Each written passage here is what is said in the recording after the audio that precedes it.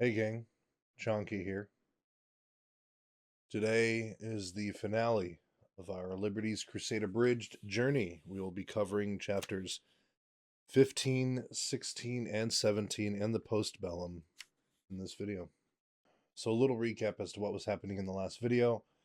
Mike, Rayner, and Kerrigan were on Tarsonis in the heat of battle, and they came upon the UNN building. It was still mostly intact, only the windows had been blown out on one of the sides. And they went into the basement to steal as much information as they could because Mike knew that that's where Handy Anderson, the sex moves, secret stash was of old political stuff or like news stories that were never fully published or were hidden or anything at all that could be considered dirty or secretive in the press. And Handy had them all stashed in the basement. So Mike, with Kerrigan's help, grabbed a lot of stuff. And as they were getting ready to leave, they got a message from Minsk. And while they were talking to Minsk, he got a message from Duke saying that he had confirmed that the psi emitters were in place. And everybody was very upset because that means that now Tarsonis was going to be hit by billions of Zerg when there were never any Zerg on the planet to begin with. So chapter 15 is called Things Fall Apart, and then in parentheses, it's scientific. I'll go ahead and read the Liberty Manifesto. Everyone hates surprises. In the final days of Tarsonis, surprises were the nature of the campaign. Units appeared where none had been reported. Secret transmissions threaded between allies. Battle plans were activated that we had no idea were in place. We found out how many moves out those plans had been laid. In a word, we had been foxed. But even those in charge got their own surprises. As any operation gets larger and larger, more pieces slip between the fingers. More pieces are ignored, until things start happening that you have no idea were about to occur. And that's what happened to Minsk at the end, when suddenly some of his loyal soldiers had second thoughts, and the chess pieces weren't moving around on the board the way he wanted them to. And that's probably why he kicked the board over. Heck of an endgame strategy, but it works. Supposedly, if you're in control of everything, you hate surprises. But I'll tell you, when you are not in control, you hate them even more. So we pick up right where the last chapter ended. They're still on Tarsonis. They're in the Atkins Square, which was about a 30-minute trek from the UNN Square. And as Rayner's team is getting on board with him, his boys, Kerrigan and Mike makes note that there's another group of techs and lightweight armor that are hopping off the ship, and there's a ghost with them as well. And as they're getting off, Rayner looks kind of confused and says to one of them as they pass by, "This ain't no place for soft targets. You boys don't even have decent armor." And then the captain in charge of the unit says, "Yeah, but we got orders." And he pushes through, and Rayner's like, "Okay, all right, never mind, forget I said anything." And at first Mike is thinking, oh, well, Minsk found out about the UNN building, so he's probably sending these guys to the UNN building to get even more juicy gossip so that he can have those as secrets, because knowledge is power. And if Minsk is going to take over, now that the Confederacy is seemingly going to be destroyed by the Zerg, then what better use to have all the dirt on the old enemy than their own press company, the UNN? And as Mike is thinking this, he looks over at Kerrigan, and Kerrigan is like deadlocked on the ghost that was from Duke because he was wearing Alpha Squadron gear, and she just looks incredibly like shook or like sad or sullen. And Mike just it says the blood was drained from her face. And Mike looks puzzled. He says, "What's wrong?" And she doesn't even answer. She just looks up at him and says, "We'd better get back to the command ship." And then we immediately jump. So they've boarded the dropship. Now they're on the Hyperion. And as they get to the Hyperion, General Duke sends a request to Rayner and says, "Hey, come to my quarters, please. Minsk wanted me to tell you something at his soonest convenience." And Rayner doesn't even bother taking his suit off. It says that he mutters a string of obscenities, and then the former marshal just lumbers forward and just is like, oh, screw this, alright, I'll talk to Duke.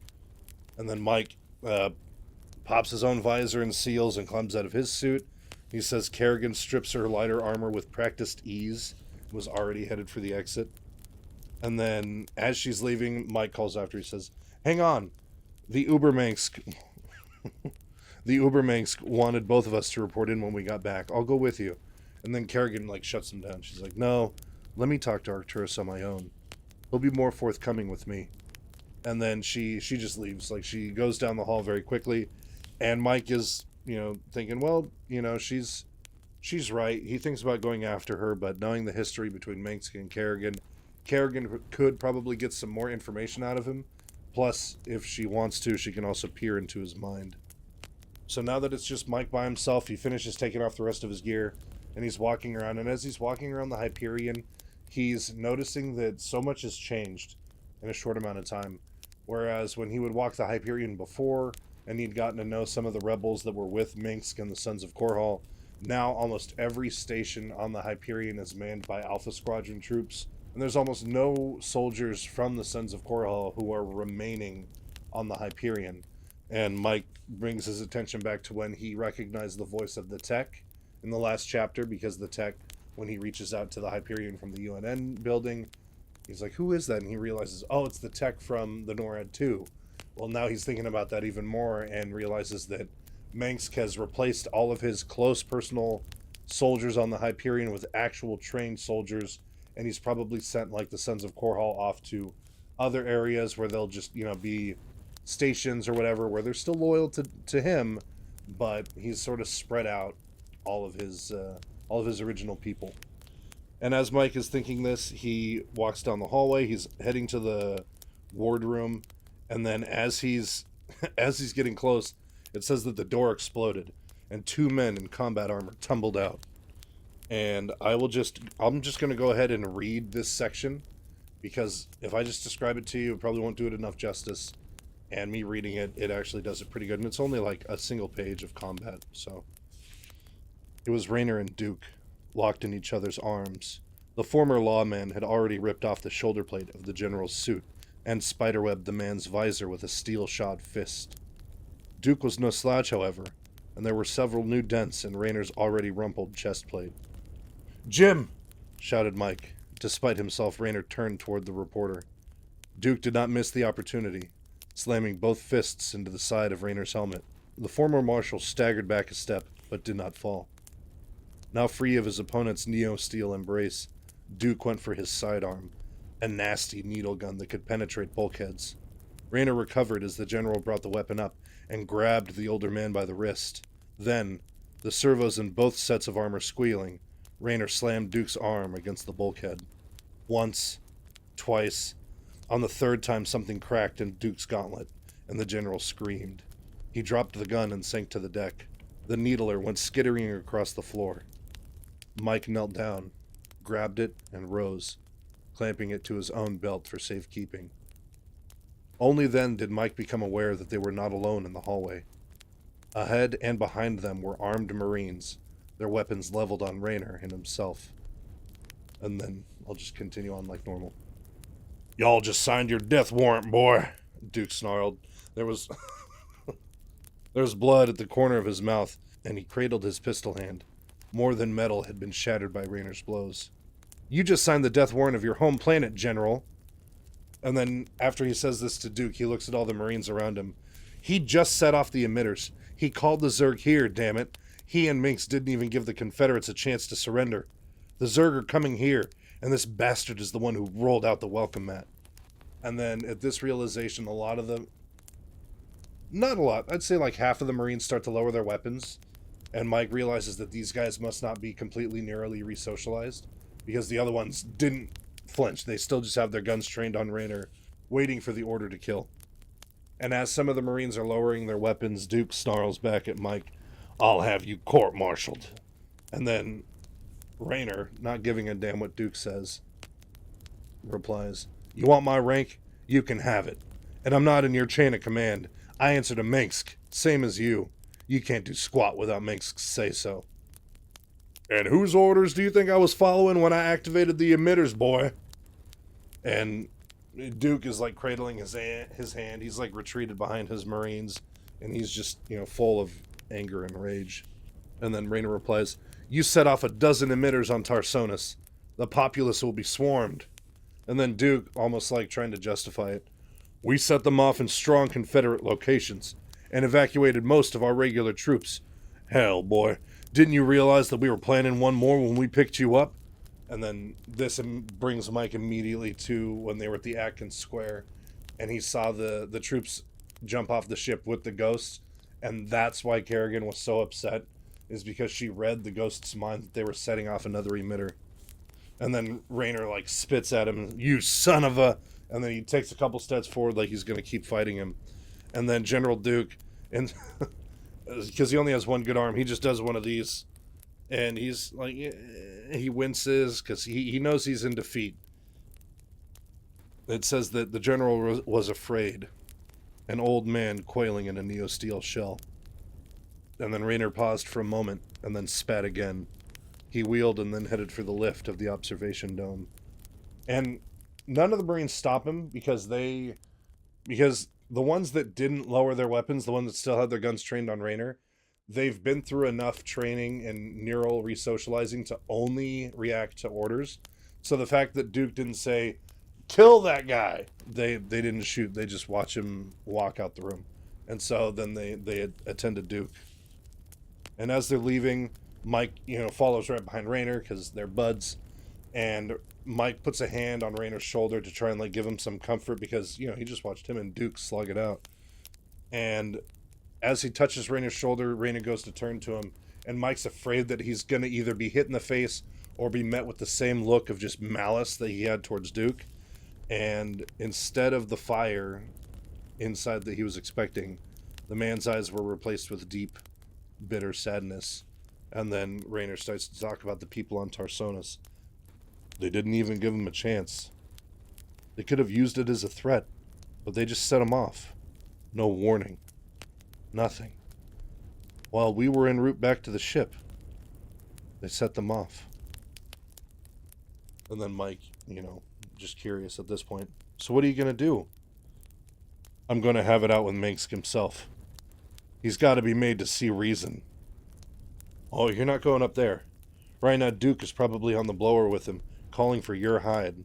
You've got about 10 minutes before he convinces some of his followers to arrest you, with or without Minsk's permission." "Yeah. And the way I feel right now, I'd probably take a shot at Minsk as well." "Well, there's that. And Minsk will definitely have you killed for that." "So your prescription is Dr. Liberty?" And then he kind of he looks at Mike with like a acquisitive nature because he actually cares about what Mike thinks, because Mike is a smart guy. He's definitely proven himself on the battlefield, and he definitely has shown that he cares way more about the fellow man than pretty much anybody else in the Sons of Korhal or the Confederacy. Like, Mike just wants people to survive. He doesn't want people to die. And then Mike gives him his 2 cents. He says, "Go find some allies. The rest of your unit from Planetside. Any of the old colonial militia from the Sara system. If any of them are left on board, go there. And stay there until I call for you. And here," and then he hands Raynor the bag that he had from Tarsonis. "Hold on to these. There's juicy gossip on those discs." "What are you gonna do?" "I'm going up to the observation deck. I need to talk to the great man himself, and I'll try not to hit him." And then Raynor takes the bag from Mike, knowing that this bag is actually incredibly valuable because it has a lot of juicy gossip. And then Raynor turns and stomps off, and he's going to go wherever because he has to go and get allies. And then as Mike turns and heads up to the lift, he just takes a deep breath, closes his eyes, and repeats a mantra to himself. He just keeps saying, "I'm not going to hit him. I'm not going to hit him. I'm not going to hit him." And then as he gets to the lift, the door opens and Kerrigan actually storms out, and her face was a roiling storm cloud of anger and doubt. And then this catches Mike by surprise because he thought Kerrigan was going to still be up there. But just seeing this look of emotion on her face, it says that he reels back as if Duke had just swung a huge fist at him. He says, "Lieutenant, Sarah, what's wrong?" And then she, like, stops and answers him. "I spoke with Arcturus. He explained himself. And his explanation was full of examples and buzzwords and quotes and omelets and breaking eggs and freedom and duty and everything else. And he had me believing, Mike. I really wanted to believe that he had information we didn't. Like there were Zerg queens in the heart of Tarsonis itself, calling the shots through puppet rulers, sacrificing the populace, and eating babies in the streets." And then she takes a moment and breathes. "But as I listened, I watched the map of Tarsonis on the planet behind me." And then Mike interrupts. He's like, "Yeah, I know that screen. It's his favorite toy." And then she kind of like, chuckles. "As I watched, that screen turned red. All of it. Red from the Zerg arriving. There were no Zerg on Tarsonis until he set off the psi emitters. None at all. It wasn't like the Sara planets, or even Antigua Prime, where there were already some there, and we had already lost the world. There was nothing there to threaten us but other humans. And now the Zerg are coming from everywhere. They're on the planet. Arcturus didn't even recall any of the units currently in combat. He didn't even bother to get the teams that placed the psi emitters off planet. He left them there. Sacrifices to be made," he said. And he said that in a calm, pleased voice, as if he were ordering coffee. And then she stops for a minute, and then Mike, in the silence, he just continues on. "All right, he told you this, and then what happened?" "And then word came up from the bridge about a fight between Jim and Duke, and he dismissed me. Just told me I had to go, just like that, and I lost my temper with him." There's been a lot of that going around, and for good reason. "Mike, there was no rationale for him to do this. I thought it was a bluff, or that Tarsonis was already infected, or that there was a master plan. It was just that Arcturus has a hammer, and when you have a hammer, every problem seems to be a nail." And then this immediately brings Mike back to when he was talking to Minsk about the Confederacy, and how they talk about that's how they use propaganda, that they wield it like a mighty hammer, and when all you have is a hammer, everything else begins to look like a nail. And then Mike says, "It's okay." And then he reaches up to like hold her by the shoulders, and she doesn't move. And then she continues on. It says that her voice is but a whisper. "And Mike, when I got mad at him, I really looked into him." And then Mike waits for it to go on, and there's just like a silence, and then it says when she spoke again, it was a low hiss. "That bastard. Look, I sent Jim down to his quarters and told him to keep his friends around him, and I think you qualify." And then Kerrigan looks up at Mike, and for a moment she looks unsure, but then she has like a wry smile, and she says, "No, I don't think so. I'm so upset right now. Jim would just make me feel..." And then she, instead of finishing the sentence, she shakes her head. "I just need to be alone for a little while. I need to know that I can rely on myself. To make sure that I know that I can do what needs to be done. Despite this, I'm still a good soldier, and I have a job to finish. Maybe some goodwill will come of this, okay?" And then Mike disagreed, but he says, "Yeah, it's okay." Then Kerrigan smiles. "Even if I weren't a telepath, I'd know you were lying. Minsk is right about that. You want to save everyone from themselves. I want you to know that it's appreciated." And then Mike, just says, "You watch out. I can take care of myself. I'm no one's martyr. Hell, some days I'm no one's martyr. Hell, some days Hell, some days I even believe that. Just tell Jim..." And then she like pauses and then shakes her head again. "Tell him what?" "Nothing. Just tell him to watch out, okay?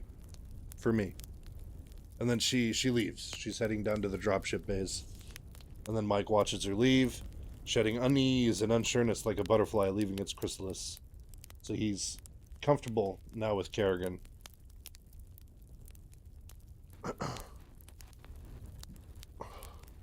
But now that he's done talking to Kerrigan, now he's heading up the lift to talk to Minsk. And as the doors open into the observation dome, he sees that Minsk was there, behind the observation deck, his hands behind his back like normal, just sitting there very astute, watching his screen.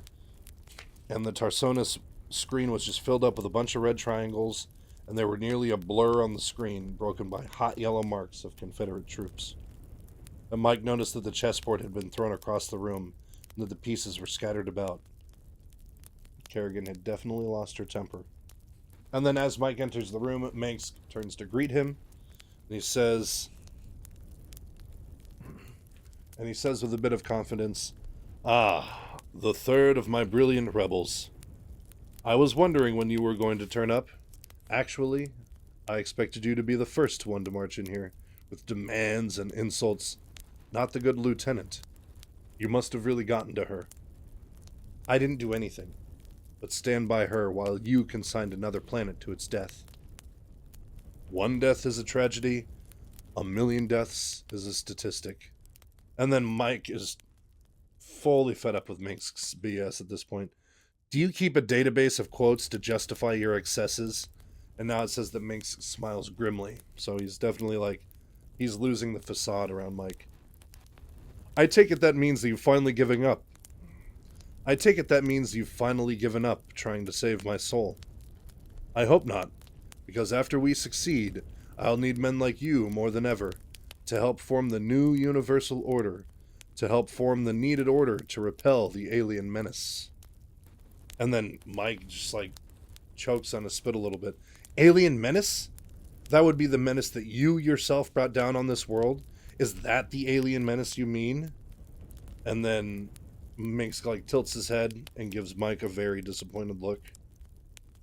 And as he's like doing this, because he can't see the screen, but Mike sees behind him that now the blue-white blips, the Protoss, are showing up on the screen. But Minsk says, I didn't expect Sarah coming up here, and I didn't expect Raynor to pick a fight with a general. That was foolish and inconvenient, and I'm going to have to smooth over some harsh feelings here. Harsh feelings? They nearly killed each other just now. And then Minx just shakes his head. And Mike realizes that Minx is now like minimizing all of his problems because he's trying to stay focused on the big picture, which means that everything else is just getting smaller and more insignificant. And then this brings Mike back to how it was brought up before that Minx has his own reality warping field. And Mike is like, yeah, that makes sense. And then it says that the rebel leader continues. General Duke is, at heart, a coward. I provide him with the spine he needs to go forward. James, on the other hand, is all courage and honor, looking for a place to explode. A loaded gun looking for targets. I've given him direction. I've given him targets. Both men are very useful at what they do, and once we've taken Tarsonis, all of this will wash out. Neither man can really survive without me, and to stay viable, they'll realize they will have to follow my directives. And then Mike, interjecting, are they just chess pieces to you? To which Minx continues, not chess pieces, tools. Talented, useful tools. And yes, Raynor, Duke, the Zerg, the Protoss, yes, even you and dear Lieutenant Kerrigan are all tools to achieve a greater good. A better future. Yes, things look dark right now, and I'll admit my culpability. But think of this. If things are terrible now, think how good we'll look when we take over, eh? And then Mike, not even paying attention. Don't look now, but I think some more of your tools are attacking your other tools, as he's pointing at the screen. And then Manx turns around and has a bit of panic on his face because he's seeing that the Protoss are making planetfall. Instead of just circling the planet, they're actually going to the surface to try and kill the Zerg. And then Minx just says softly, this is bad. Very bad. I did not expect them to arrive so quickly. This is very bad indeed. And then Mike, who's actually a bit surprised and has a bit of brevity in his voice now, says, "Oh my god, you really didn't expect this?" And then as he's like feeling this, as he's like relishing this bit of excitement, then it sinks and says, "Why doesn't this make me feel any better?" And that is the end of chapter 15. So chapter 16 is called Fog of War. And I will go ahead and read the Liberty Manifesto. Let's not kid ourselves. We got our heads handed to us by the Zerg and the Protoss. Yes, they were like nothing we had ever seen before. Yes, their biology was different. Yes, their technology, or what we would call their technology, was more advanced than ours in dozens of areas. And of course, they were belligerent and aggressive in the extreme. They knew where we were, and they had the advantage of surprise. But, and this is a rather large but, we humans are about the most ornery cusses in the galaxy. We had been fighting amongst ourselves for as long as we've been in the sector, and we had honed our own battle technologies to the point where we were their equal in many ways. We had the advantages of interior lines of supply, that's military for surrounded, and native terrain, that's military for we're fighting them in our living rooms. We could have taken them if we had gotten our act together. So what happened? The very thing that made us good warriors, the fact that we had fought amongst ourselves, also made us horrible at banding together in our hour of crisis. We could not unite under one banner, or even form a coalition. In fact, every time there was a chance for that, one faction or another did something to enhance the advancement of their own political agenda over the other factions, often at the expense of the rest of humanity. I can't imagine the hive-minded Zerg, or the glowing Protoss, falling prey to such basic human drives as greed and power and raw pig-headedness. Of course, those are all basic human drives, and that's why non-humans are cleaning our clocks. So we pick up immediately where the last chapter left off. Minsk and Mike are still in the observation room, and Minsk is giving a very troubled look to the screen, as now the Protoss are going down planet-side on Tarsonis to fight the Zerg. And then Mike is still yelling at Minsk, as he's confused too. You really didn't know, did you? You didn't know the Protoss would get here. How could you not know? And then Minsk is like halfway ignoring Mike, says, Impudent pup. Of course I knew that the Protoss would get here. They follow the Zerg around like housewives, chasing flies with a rolled-up newspaper, looking for them to alight so they could swat them. I just didn't expect them to get here so soon. And throughout all of Arcturus' frustrations, it says that Mike just smiles. Anything that disturbed the great Arcturus Minx was enough to make him happy. And then if the Protoss had also been in contact with Minx, because, you know, he got that communication from Tassadar a couple chapters ago, and it says that they probably saw him for the two-faced Politico that he was, and they're just hanging out in warp space waiting for him to do something like this. Like call the Zerg to a planet that had no Zerg. And then as Minsk is like fumbling between a dozen different screens, he brings up a comm channel, and it's Duke's face. It says, Duke! And then Duke, who still is all messed up in the face, like he's all bloody and stuff still from his fight with Raynor. Sir, have you considered my request regarding Captain Raynor? Spare me your petty bickering. Give me the local commanders online. The Protoss are here. Yes, sir, we know, but they're avoiding our forces, concentrating primarily on the Zerg hives. And then it says that he paused and blinked, completely unaware that this might have been a bad thing. And then Minsk, you know, it says that he takes his time enunciating each word. If the Protoss forces engage the Zerg, then the Zerg are fighting them instead of the Confederates. If the Protoss engage the Zerg, the Confederates may escape. The old families may get away, and with them, the heart of Confederate power. And then Duke is just kind of, and then, oh, we need to stop the Protoss then. I can send them a transmission telling those glowing buzzards to back off. And then Manx just ignores him completely and says again, send Lieutenant Kerrigan with a strike force to engage the Protoss advance party. Captain Raynor and General Duke stay behind with the command ship.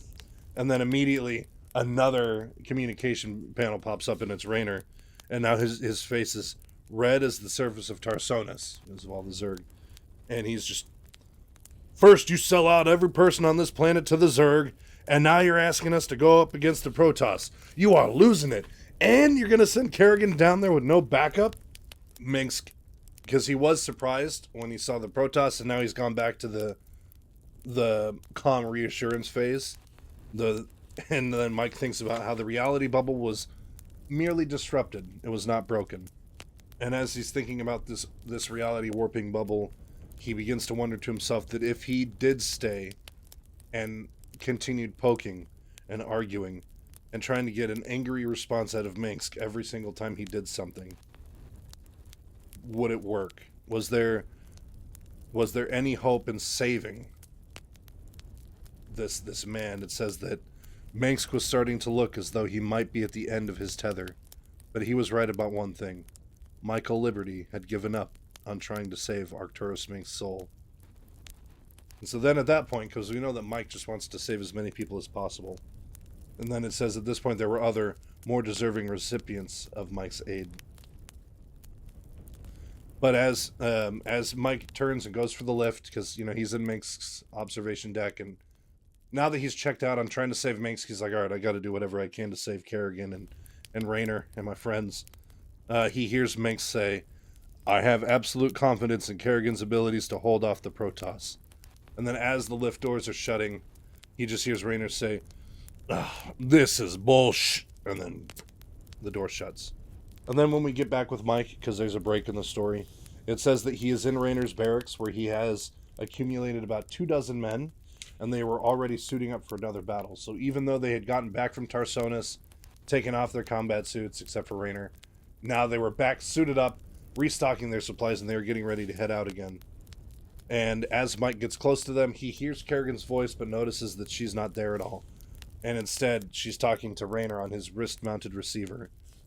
And then Raynor's yelling at her, but you don't owe him this. Hell, I've saved your butt plenty of times. And then Kerrigan cuts him off. Jimmy, drop the knight in shining armor routine. It suits you times. Just not now. I don't need to be rescued. I know what I'm doing. Once we've dealt with the Protoss, we can do something about the Zerg. And then it says she takes a deep breath. Arcturus will come around. I know he will. And then it also says that as she's saying this, she does sound a bit defeated and sad and almost empty in her words.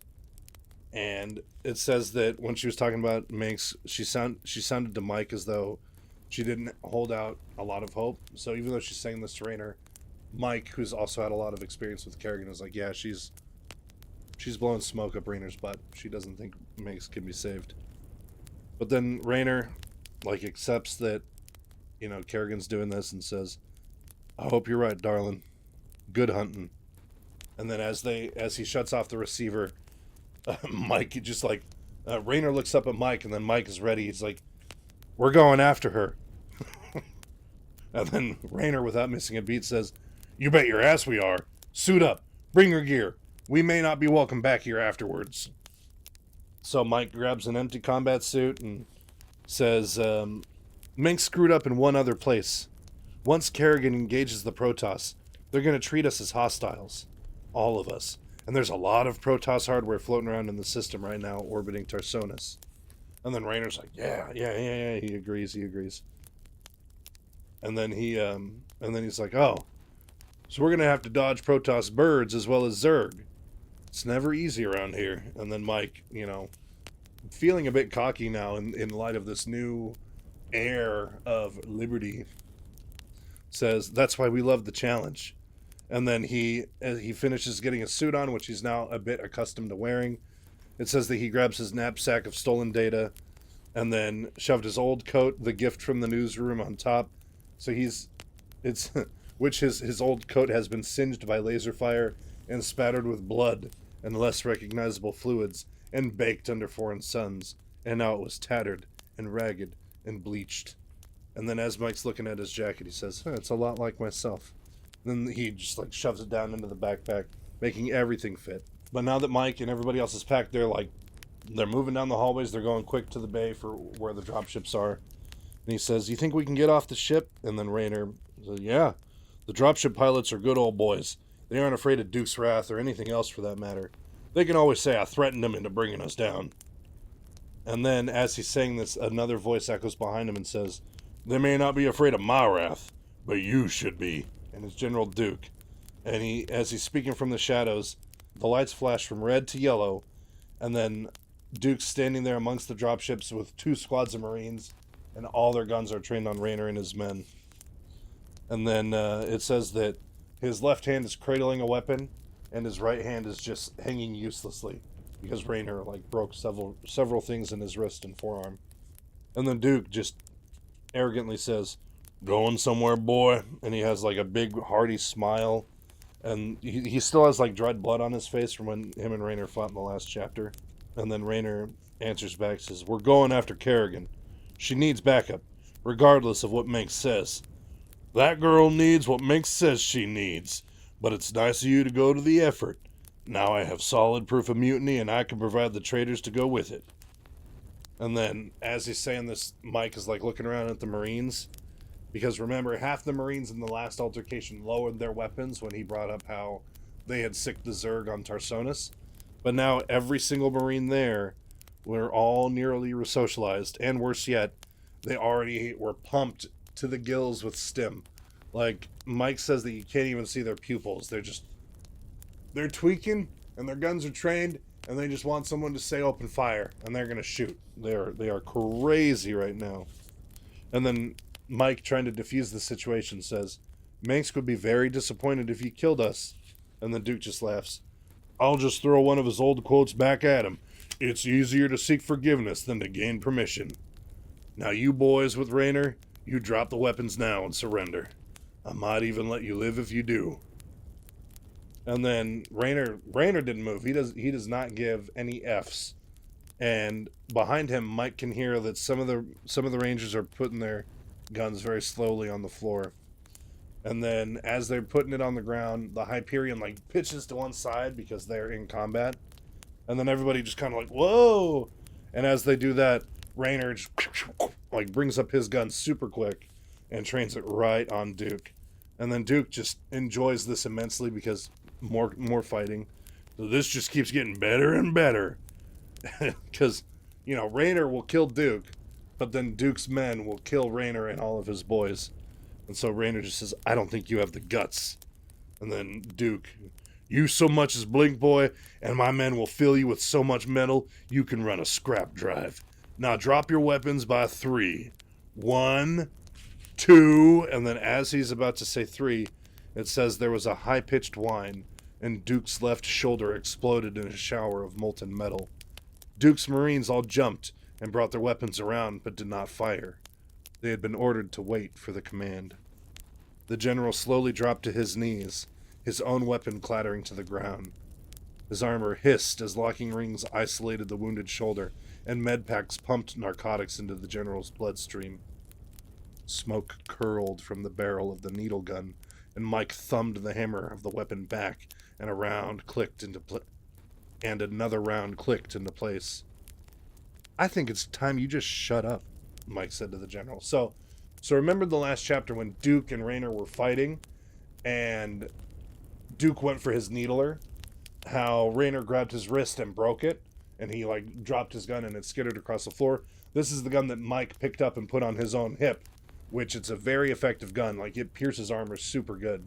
So what ended up happening is, as Duke was counting to 3, Mike brought it up super quick and shot Duke right in the shoulder, which absolutely crippled him because now he can't shoot with either of his arms, and now he's getting pumped full of pain meds. But as he's able to talk, he says, "I can have you burned where you stand." But as he's saying this, it says that the meds were already taking over and his voice was starting to slur. And then Mike takes 2 steps forward and looks Duke right in the eyes and says, "Go ahead. You'll go first. Give the order, General." And then Duke's sitting there hesitating as he's slowly getting more and more messed up by the medication. And he just kind of, "You don't have the guts," as he's struggling to make words. And the mic says, "Try me." I finally learned how to shoot a human target. And then as there's silence, Raynor just kind of looks at his men. He's like, men, grab your shit. Like, let's get out of here. And then he, like, pauses and looks at Mike, and then Mike just says, go ahead, I'll catch up. And Duke's face now was ashen, and his eyes were milky and pupilless. No rational thought was left, only hatred and cowardice warring in his mind, and he hissed at Mike. If I ever see you again, I'll kill you. And then Mike, who suddenly is talking like a badass, who says, then get a good look at my back, because that's the only way you'll get a shot off in time. And then as he says this, it says the drugs take over, and Duke just pitches backwards unconscious. And then Mike looks at the Marines, because they were not given the order to fire, so they're all just standing there, waiting to kill something. And Mike just tells them, get this man to the sickbay pronto, and clear the bay for liftoff. And then the Marines are just like, oh, okay. And then they shuffle off. And so since this was happening in the dropship bay, Mike just runs over to the ship that Raynor and his boys went up to. And Raynor had been right about the dropship pilots. They already had the coordinates in there, and they were going to go down to the planet's surface. The dropship just pitched out of the Hyperion and into the chaos below. And as they're flying around in the upper atmosphere, Mike comments on all the chaos, like there's debris fields everywhere. There's just multiple shattered, like, human ships. The Hyperion is on fire in multiple places. Energy beams are slicing through the vacuum and blistering the retinas of observers if you look at them. And as he's looking around, Mike slides into the comm console behind the pilot. Says, I'm going to try and raise Kerrigan's unit. And then Raynor's just like, she's not going to like it, but do it anyway. And as he's about to call Kerrigan, he looks around, and the huge carriers of the Protoss, and along with the carriers, there's crescent-shaped golden ships, which are the shuttles. And they're, like, going down towards the planet. And they have needle-like fighters and scouts made of silver and gemstones lancing through the debris field, so they have, like, their own fleet that they're sending down to the surface to fight the Zerg. And as he's looking at this, Mike then looks behind him at the Hyperion, and the Hyperion is just, like, firing its Yamato gun as much as it can at either enemy ships or debris in its path, because it's trying to get out of there. And as Mike's looking around, the dropship pilot, like, yells to everybody, says, we got company, strap in and hold tight. And as he says this, Mike looks down and sees a bunch of Zerg coming up from the surface of Tarsonis, numerous Mutalisks and Guardians, and they're all flying around, and, they're just, like, they're attacking at everything. So they see Protoss over here, they're going to fly at it. They see a Terran ship, they're going to fly at that. Like, they're just flailing at anything that they can that's not Zerg. The entire time, though, the dropship pilot is, like, weaving in between wreckage and, like, dodging enemy ships and their fire, because, they can see the Mutalisks coming, so when they shoot their glaive worms at them, the dropship pilot will just, like, dip out of the way and move. And then as they're flying through some of the debris, Mike sees a bunch of Mutalisks, like, coming right at them, and the part that they're in is very, like, narrow, and he even says that they weren't going to make it. And then Mike's like, okay, and he gets ready to brace for the Mutalisks to just fire upon the dropship. And then a trio of bolts rips through the attacking Mutalisks, and it turns them into organic tatters, shredding their wings with laser fire. And then Mike looks up and sees a trio of A-17 Wraiths just, like, swoop in and save them from the Zerg. And as they, like, fly along the ship, Mike looks over and sees the insignia of Old Confederacy. And so these guys they're technically enemy units, but they're protecting humans, because now it's just aliens everywhere, and so they're just trying to save as many people as they can. Then they fly off, and we never see them again. And then Raynor looks back at Mike and says, any luck? There's a lot of traffic right now. Hold on, I got a lock. She's broadcasting. I'm putting it on the screen. And then as he puts it on the screen, you see her face and you hear her voice. This is Kerrigan. We've neutralized the Protoss ground units, but there's a wave of Zerg advancing on this position. We need immediate evac. And then as she's saying this, there's another, like, image that pops up on the screen, and it's Minsk. And it's like what he's saying she can't hear, and he just says, belay that order. We're moving out. And then Raynor immediately, like, punches through the microphone and says, What? You're not just going to leave them? And then it's either Minsk heard him and chose not to reply, or Minsk didn't hear him at all. And because, there could be interference from, the ship going through the atmosphere and stuff. But then Minx gives another order and says, all ships prepare to move away from Tarsonis on my mark. And as he's saying this, there's another burst in the signal from Kerrigan as her message starts to come through again. It says, boys, how about that evac? And then Raynor just like is through gritted teeth. He just says, damn you, Arcturus, don't do this. But he's just saying this to himself because he knows now that Minx is not going to answer him. But then Minx says another order and says, signal the fleet and take us out of orbit. Now! And then back to Kerrigan's message on screen. Arcturus? Jim? Mike? What the hell's going on up there? And then the fog of war swallowed her entirely, and the screens registered nothing but static. And Raynor pounded the Navcom console in frustration. Twitch the pilot replies, hey man, you break it, you bought it. As he's like throwing the ship into tight spirals to avoid enemy fire. And as they are kind of reeling with the realization that now the Hyperion is leaving and Kerrigan might be lost, Mike is able to crack the location of her broadcast, and he puts the coordinates into the helm of the dropship, and it like veers onto a different course because they're going to try and save her. And as they get closer to the planet, Mike is just amazed with all of the destruction, about how it seems like there's hundreds of new stars being born and dying in a matter of instants, and that the greatest danger now, aside from the enemy ships, was just the debris everywhere, and that the pilot was cursing to himself multiple times as he had to lurch suddenly to avoid running into stuff or just catching some flying piece of debris flying into the ship from afar.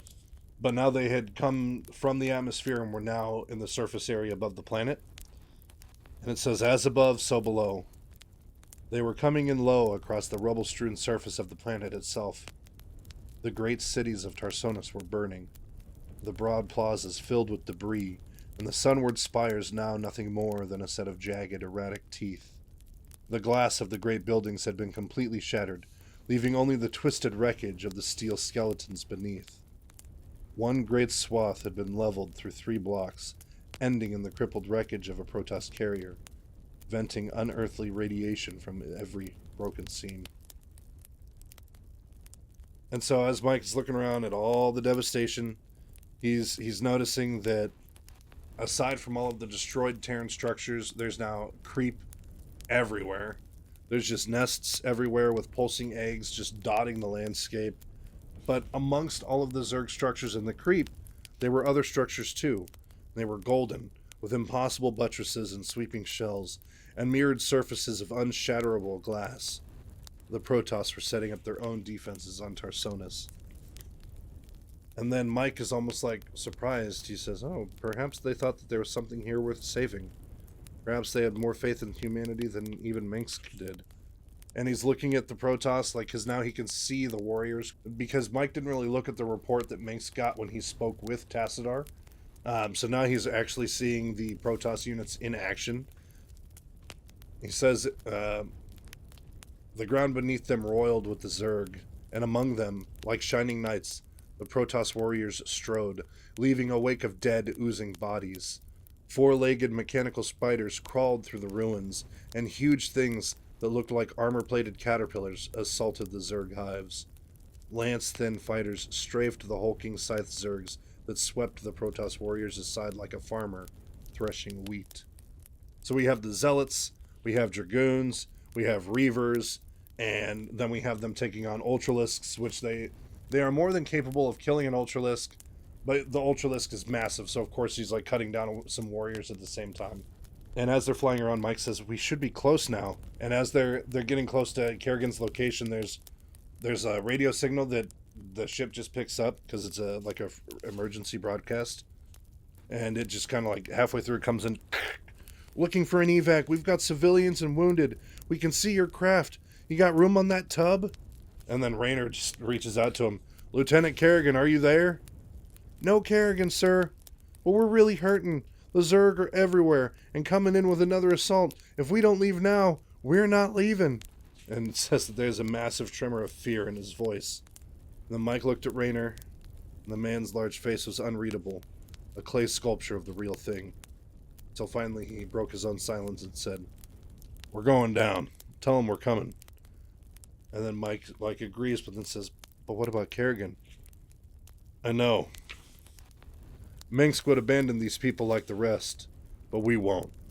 I hope that's why we're better than he is. And then as the dropship hits the ground and all the guys get on board, it says that they were led by a lanky kid who wore the tatters of a combat suit. He was some volunteer from a fringe world for Minsk's rebellion, and Mike had never seen him before. But the kid saluted Raynor and said, damn good to see you. Heard the bug-out order, but no one came for us. There were Zerg all along the northern flank. Some Protoss hit them a while back. Brought us a breathing spell. But I think the bugs are coming back. The creep's halfway here, and there's nothing we can do about it. And then Raynor just says, what unit is this? Oh, we're not any unit at all, sir.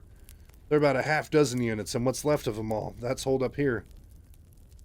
Confederate and Rebel both, sir. When the Zerg started swarming and the Protoss started blasting, it was every human for himself. So essentially it's just a bunch of survivors that banded together. Have you heard anything about a Lieutenant Kerrigan? She was engaged in fighting the Protoss near this location. Oh, no, sir. One of the stragglers said there was a unit fighting Protoss up on the ridge. If and that's true, Zerg got him, I'm afraid. And then Raynor just kind of takes a deep breath and says, all right, get your people on the dropship. Don't worry about any heavy ordnance. Just leave it. It's not like the Zerg or the Protoss can use it. We lift in 2 minutes. And then Mike comes up to Raynor and says, we can still search for her. And Raynor just shakes his head in disappointment. You heard the kid. There's more Zerg coming. With Minsk's rebels pulling back, the entire planet's going to be awash in aliens in no time at all. The dropship has no defense, and we've got non-combatants on board. We have to get out now, and hope we can bum a lift out of the system before everything goes up. And then Mike just puts a hand on Raynor's shoulder and says, I'm sorry. I know. God help me, I know. And that's the end of chapter 16. So now we're on to chapter 17, which is the last chapter, but we are also going to read the Postbellum, which is 3 pages of 3.5 pages of lore. But chapter 17 is called Roads Not Taken. And I'll go ahead and read you the Liberty Manifesto. The Confederacy died with Tarsonis. So much of the power and prestige had been locked up there for so long that with its collapse, the rest of the Confederacy went with it. Arcturus Minsk played coroner, of course, performing the autopsy and declaring that the patient had died of massive Zerg poisoning, compounded by Protoss trauma. The irony that Minsk's fingerprints were all over the Confederacy's murder weapon mattered little to many and was ignored by most. As you might expect, it was not something the UNN covered in those days. Before the last Confederate trooper was digested in a Zerg hive, Minsk declared the Terran Dominion in order to unite the surviving planets.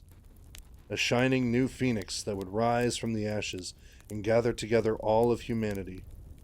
Only by standing together, the former rebel declared, could we come to defeat the alien menaces. The first ruler of this bright, shining new government was Emperor Arcturus Minsk I, ascending to the throne by popular acclamation. The irony of this last little fact, that most of the acclamation was Minsk's own, was also missed by most of the general populace. So once again, we pick up right where the last chapter left off. They have just left the ground with the new refugees that they picked up and the remaining soldiers from various Sons of Korhal detachments and Confederacy units, and they're all just banded together for survival. And now they're part of Raynor's Raiders, as they're on the dropship. It says that they flew around for 20 minutes looking for stragglers on the ground to see if they could save any more people, but all they found was a lot of Zerg and a lot of land that was already swallowed by creep. And while they're flying around seeing all these gothic flesh structures that belong to the Zerg, several lightning-like weapons of Protoss design are shooting across the ground and firing everywhere, just trying to destroy as much Zerg as possible.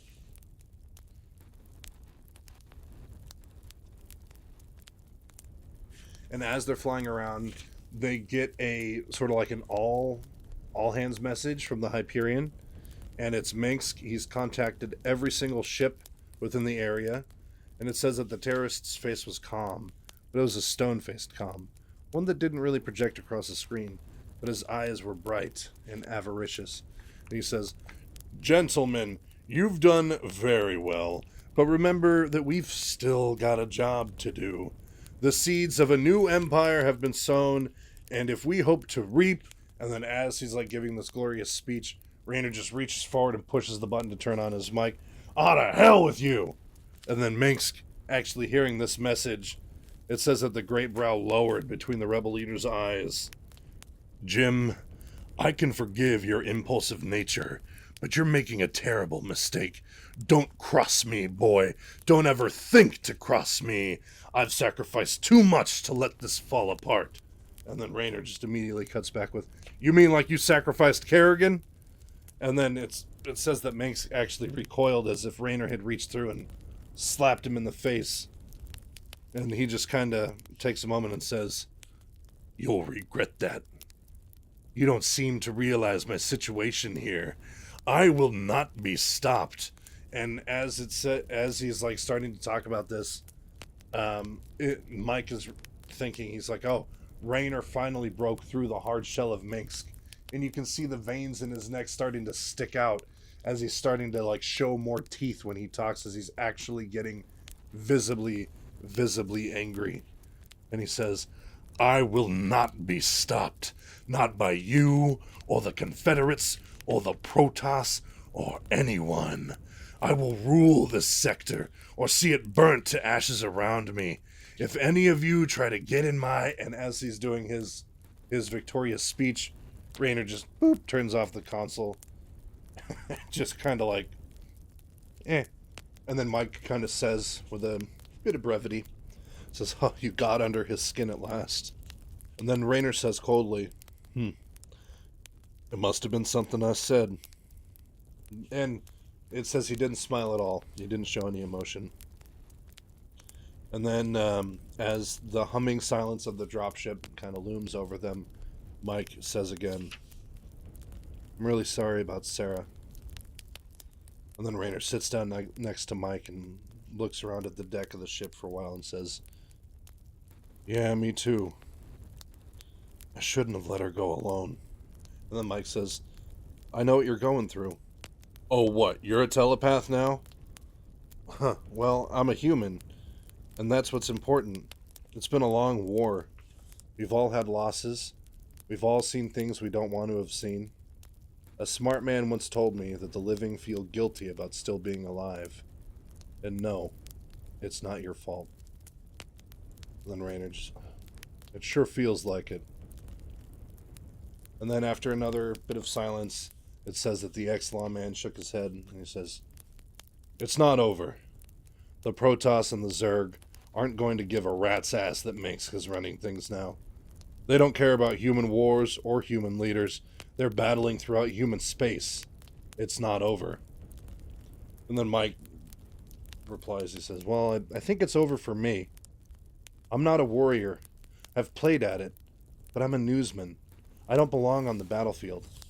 I belong behind a keyboard or in front of a holo camera." "The universe has changed, son. What are you planning on doing?" And then it says it was Mike's turn for a long pause. And after a bit he says, "I don't know. Something to help out, I suppose. I mean, I can't help myself here. But it has to be something other than this." And then as they're like contemplating what their next moves are going to be, it says that the dropship does have limited range for communications, but they're able to flag down a lift out of the system. And it's a ship called the Thunderchild, which is an old Leviathan-class battlecruiser. And it that only 4 hours and 1 mutiny earlier had been in the service of the Confederacy. So as like the Zerg started to pour in, there was a mutiny, and now it was just some random battlecruiser that Raynor and his boys were like, "Hey, can we catch a ride?" And they're like, "Yeah, you're cool with us, dog. Come on." And thus, Raynor's raiders begin to grow. And then as they actually get to the Thunderchild, the comm officer is at the gangway, and he says, "I have a message for you from Arcturus Minsk." And then Raynor just says, "Minsk? Is he looking for me to rip him a new orifice? He says, oh, no, it's not for you, sir. It's for a Mr. Michael Liberty. Emphasis on the Mr. You can take it in the communications room if you want. And then Raynor just, like, gives an eyebrow to Mike. And Mike, waves him along. He's like, yeah, come with me. Come on, just sit in on this. And as they sit down in the communication room, it brings up a screen, and then it says that Arcturus warped into view on the screen. And every hair was back in place, and every action mannered and rehearsed. It was as if the earlier incident had not happened, like him getting incredibly mad and out of character. And then he just says, Michael. It says he beamed. Michael. And then Mike says, Arcturus, not even giving him a smile. And then it says that, I'll just read the paragraph. Minsk looked down briefly in sorrow, as if thinking carefully about his next words. Once it would have worked, but now it was a shallow, emotionless mannerism, one that the rebel leader clearly had rehearsed, and Mike almost expected him to come around and sit at the edge of the desk. And then he says, I'm afraid I can't express sufficiently my regrets about Sarah. I just don't know what to say. Yeah, Captain Raynor had a few choice words. And then Minx continues, and someday I hope that Jim and I can talk about it. That's not why I called you. I have someone who wants to talk to you. And then Minx reached off screen to flip a switch, and then there's another panel that gets brought up, and it's a familiar face. It's a balding head dominated by a pair of bushy eyebrows. Handy? Said Mike. Mickey, said Handy Anderson, the sex move. It's good to see you, buddy. I knew that if anyone in the stable survived this mess, it would be you. You're the lucky coin, always turning up when needed. Anderson, where are you? I'm here on the Hyperion, of course.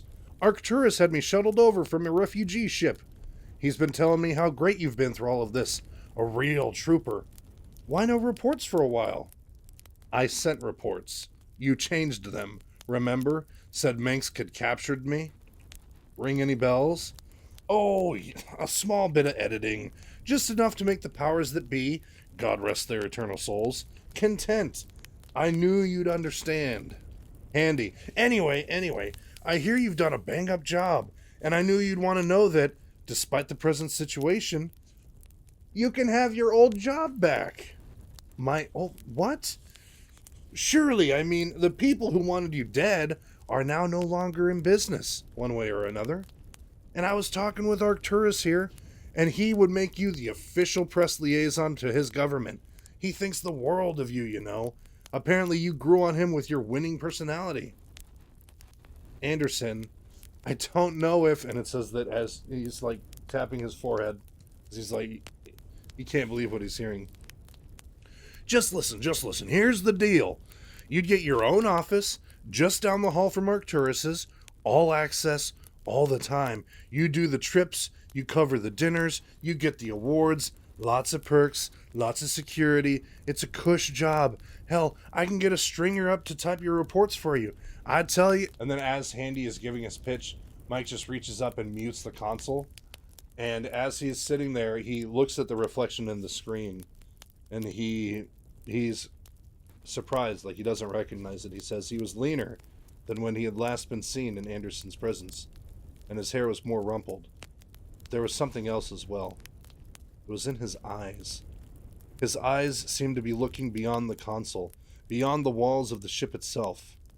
It was a distant look, a hard look, a look that he once thought of as being one of despair, but now realized was determination. He was seeing a bigger picture than the one he was immediately involved with. It was a look he had seen before on Jim Raynor's face when Marsara died. And as he's like staring at his reflection, Raynor just kind of like butts in. He's like, how long will he go before he notices you're not listening? And Mike says, well, he's never noticed before. I know what I want to do. I should start using my own hammer. And Raynor looks confused and says, can you try that once more in English? Well, when all you have is a hammer, everything else looks like a nail. Look, I'm not a warrior. I'm a newsman. And I should start using my newsman tools for the good of humanity. Get the story out. get the real story out. And then Mike, like, hooks a thumb at the screen. And then, and when he does this, Handy Anderson finally, the sex move, finally notices that Mike is not paying attention to him at all. And the editor, like, Handy starts, like, tapping on the screen, like, hello? Is this thing on? And then Mike continues, I want to get as far away from Arcturus Minsk as possible. And then I want to start telling people the truth about all this.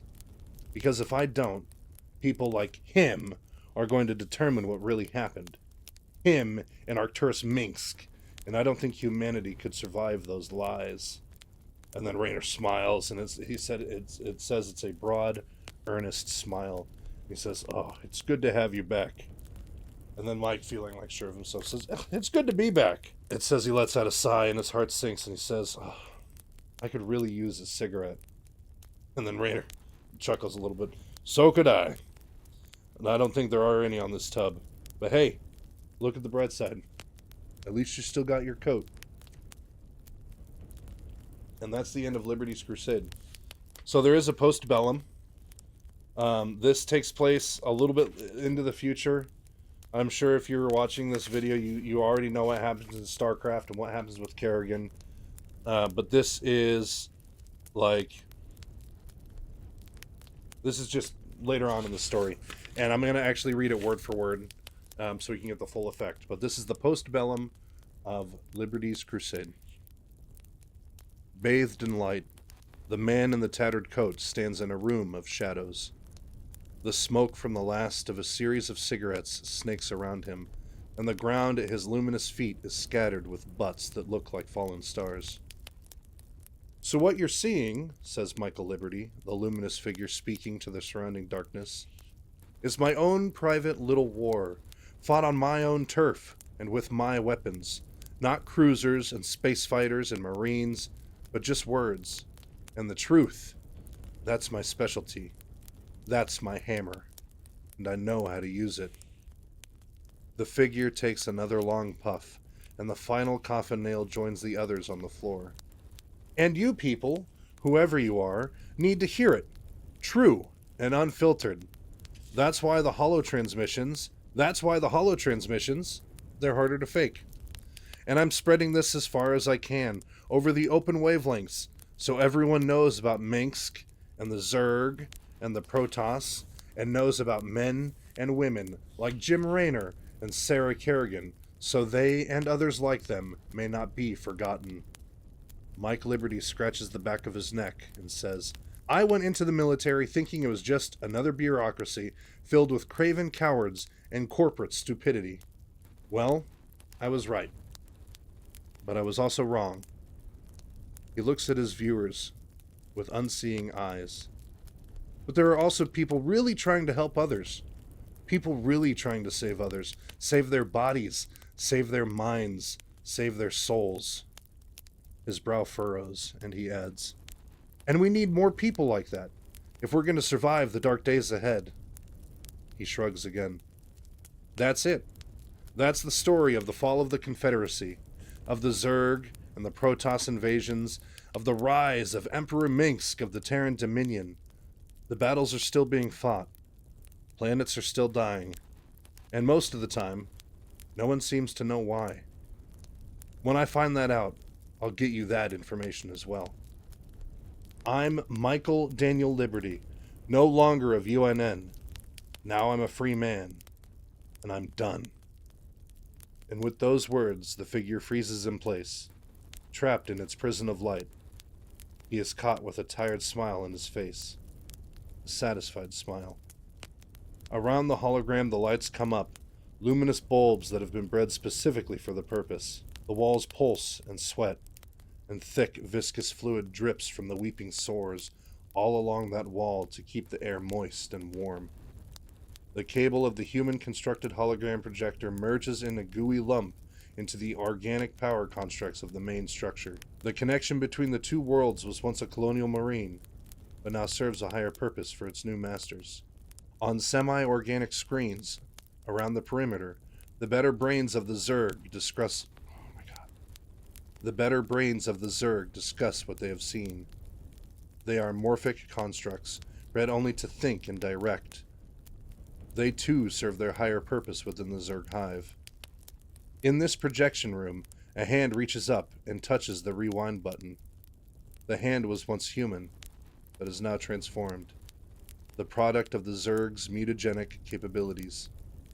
The flesh of the hand is green and dotted with chitin-like extrusions. Beneath the surface of skin, strange ichors and new organs twist and slide. Once she was human, but she has been transformed, and now serves a higher purpose. She was once called Sarah, but now is known as the Queen of Blades. The other organic minds, leaders of the Zerg, make noise in the background. Kerrigan ignores them, for they say nothing, at least nothing that matters. Instead, she leans forward to study the weathered face in that hollow. The face with the deep transfixing eyes. Deep within her restructured heart, something stirs. A ghost of a memory, of a feeling for this man. And for other men. For those who would sacrifice all for their humanity, as opposed to merely sacrificing their humanity itself. Kerrigan shudders for a moment, as the old feeling washes over her. That now alien feeling of her once human nature. Yet as quickly as it appears, the emotion is suppressed, so that none of the other Zerg notice it. At least that's what Kerrigan assumes. Kerrigan nods. She blames the reporter's words for the uncomfortable emotion. It has to be the report itself, not the memories it brings, that disturbs her. Michael Liberty always was a master of words. He could make even a queen long for her days as a simple pawn. Still, there is much in Michael Liberty's broadcast, and much that is not realized by the non-human minds that are now her compatriots. There is much valuable data here. Much that can be divined from Michael Liberty's words, what he says, and how he says it. The projector chimes, signaling the rewind complete, and the inhuman hand presses the play button, then raises a finger to her very wide lips. Kerrigan, the Queen of Blades, permits herself a small smile and concentrates on the man wrapped in light. She wants to see what else she can learn from her new enemies. And that's it. And we're done with Liberty's Crusade. This has been a fun journey, guys. I'm not gonna lie. I don't know if I'll do the other books, at least not for a long time. I didn't really get a lot of traction on these videos. I wanted to stick it out because I said I would at least cover the first book. And while I enjoy sharing these moments with you guys, they just don't bring enough traction to the channel. So if the channel ever gets a bit bigger and I'm able to monetize, maybe we'll come back and do things like Speed of Darkness or Queen of Blades, or even the Dark Templar saga. I have all 3 books right up there: The Firstborn, Twilight, and Shadowhunters. I'd love to go over them. But for the future of the channel right now, it's probably not going to happen. However, I will release a supercut of all of the Liberty's Crusade Abridged videos, so if you want to put it on while you sleep, it'll be several hours long. Perfect. I will also be releasing a big supercut of all of the campaigns for StarCraft 1, as well as all of the prologues. So that will be another massive video. So you don't have to just do like episode by episode. You can just do one massive thing and put it on before bed, or maybe if you're driving a car or something like that, or if you're at a job where you can just listen to something like an audiobook or something. But yeah, that's the plan for now, and then we're gonna jump into Brood War. I already have my first script edits back from my editor, and I'm going to work on getting those episodes done. So look for those coming up in the next few weeks. And then other than that, guys, yeah, thank you so much for watching. It's a pleasure, and I'll see you next time.